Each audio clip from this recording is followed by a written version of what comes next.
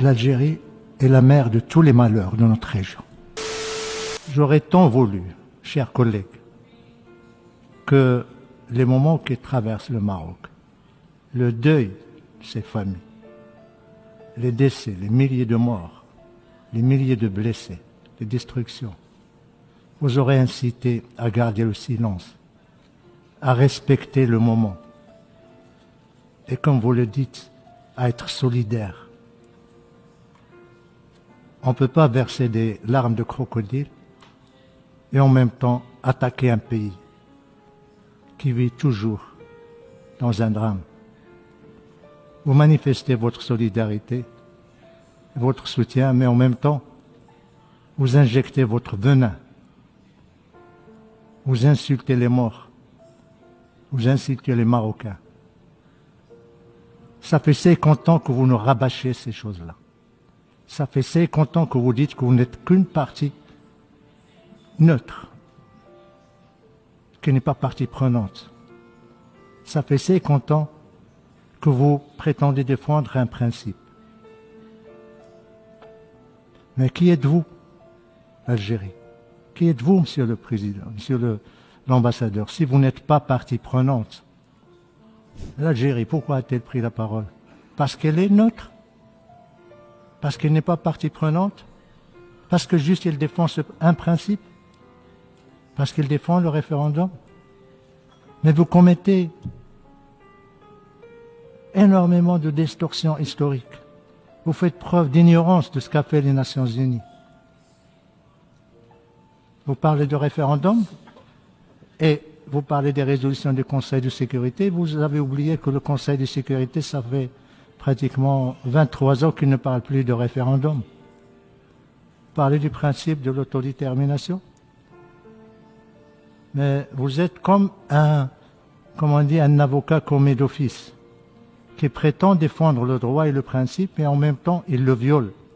Si le principe de l'autodétermination est si cher à votre cœur, si cher à votre esprit, si lié à votre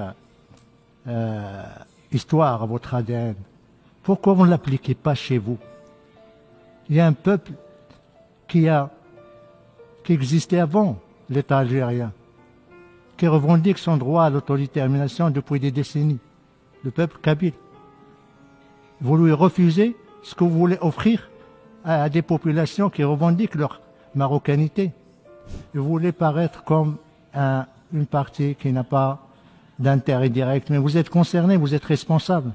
Si le problème du Sahara continue 50 ans après, c'est à cause de vous.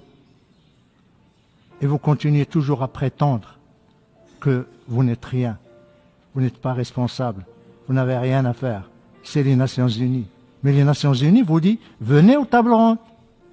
Pourquoi vous ne venez pas? Les Nations Unies adoptent des résolutions, vous les rejetez. Voilà l'Algérie. L'Algérie qui présente ses condoléances et qui exprime sa solidarité. Mais en même temps, c'est l'Algérie qui veut saper l'unité du Maroc.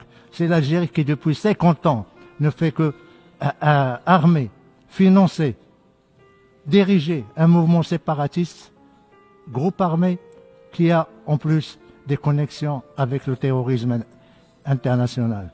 J'aurais souhaité, mon frère algérien, un peu plus de décence, un peu plus de respect, ne serait-ce que pour, c'est pas pour les victimes du séisme récent, ne serait-ce que pour les Marocains qui ont versé leur sang, pour votre indépendance. Mais vous avez la mémoire courte, nous le comprenons parce que il n'y a pas de principe chez vous. Il n'y a ni le principe de bon voisinage, ni le principe du respect, ni le principe du règlement pacifique des différends, ni le principe, ou plutôt le courage d'assumer vos actes, d'assumer votre politique, d'assumer votre agenda destructeur, déstabilisateur de la région. Quant au Maroc, le Maroc, il est dans son Sahara, il le restera jusqu'à la fin des temps. C'est vrai, chers frères. Pour une simple raison, parce que l'Algérie est la mère de tous les malheurs de notre région. Maintenant, j'ai 3 observations. l'Algérie rejette les résolutions du Conseil de sécurité. Et là, je me pose la question suivante. Que va faire l'Algérie au Conseil de sécurité quand il rejette ses propres résolutions? Il n'y a pas de place au Conseil de sécurité à des pays qui rejettent, qui violent, qui ne respectent pas les résolutions du Conseil de sécurité. Nous attendons l'attitude de l'Algérie lorsqu'il aura accédé au Conseil. Deuxième